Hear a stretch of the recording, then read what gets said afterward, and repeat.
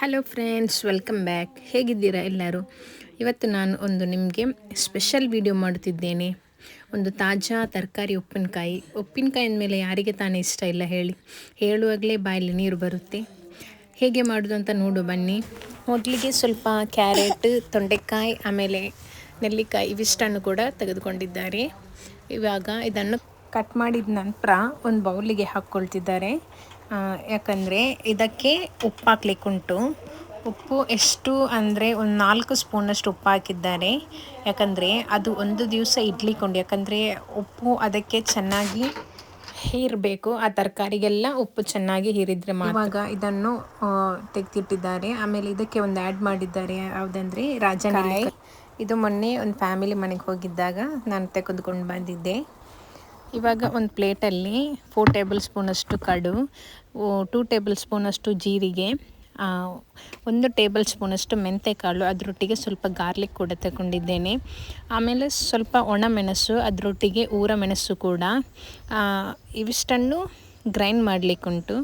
ಇವಾಗ ನೋಡಿ ಗ್ರೈಂಡ್ ಮಾಡುವ ವಿಷಯ ಏನಂದರೆ, ಅತ್ತೆ ರಾತ್ರಿಯೇ ನೀರು ಕಾಯಿಸಿಟ್ಟು ಅದನ್ನು ತಣ್ಣಗಾದ ಮೇಲೆ ಈ ಉಪ್ಪಿನಕಾಯಿಗೆ ಹಾಕೋದು. ಸೊ ಇವಾಗ ತಣ್ಣಗಾದ ನೀರನ್ನು ಹಾಕ್ತಿದ್ದಾರೆ.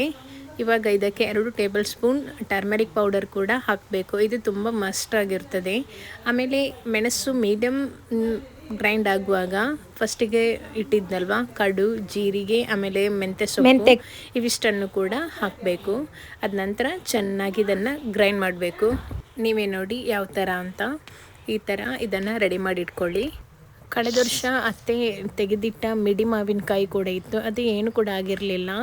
ಇವಾಗ ಅದನ್ನು ಕೂಡ ಇದರೊಟ್ಟಿಗೆ ಬೆರೆಸುವಂತ ಪ್ಲ್ಯಾನ್ ಮಾಡಿದರು. ಸೊ ಇವಾಗ ಅದನ್ನು ಕೂಡ ಕಟ್ ಮಾಡಿನೇ ಹಾಕ್ತಿದ್ದಾರೆ. ಯಾಕಂದರೆ ಅದು ಫುಲ್ ಇದ್ದರೆ ತುಂಬ ಟೇಸ್ಟ್ ಆಗೋದಿಲ್ಲ. ಚಿಕ್ಕ ತಿನ್ನಲಿಕ್ಕೆ ಆದರೆ ಆಗ್ತದಲ್ವಾ? ಸೊ ಹಾಗಾಗಿ ಇವಾಗ ಇದನ್ನೆಲ್ಲ ಒಂದು ಬೌಲಿಗೆ ಹಾಕ್ತಿದ್ದಾರೆ.